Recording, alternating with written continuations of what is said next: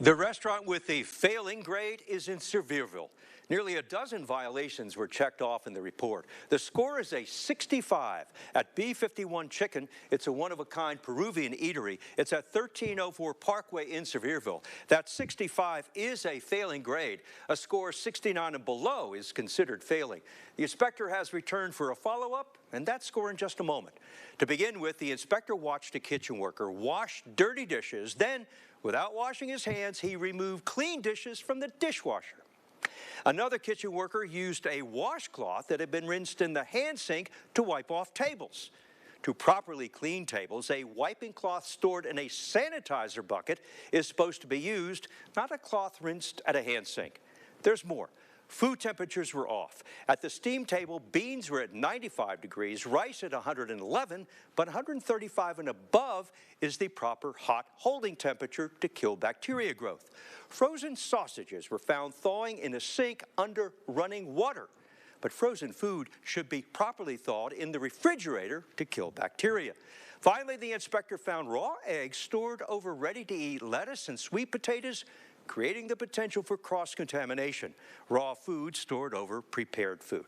Now, the inspector has returned to B51 Chicken in Sevierville. All of the original critical violations were corrected. The new re-inspected grade is a 94. There will be no follow-up inspections at the top-scoring eateries, and here are the best grades of the week.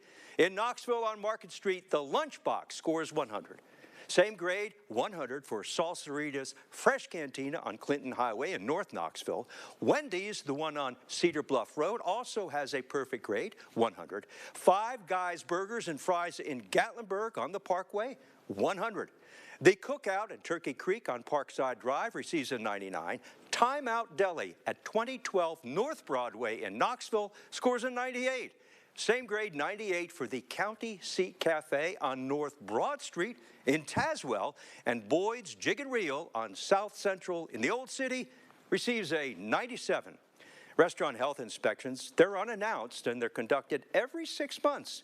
Unless a customer complains, then an inspector will return for a spot check. Don Dare covering Food for Thought. All right, Don, thank you. And if you'd like to look over all of this week's health inspection scores for yourself, we've made it very easy for you to do that. They're all under the News tab on WATE.com.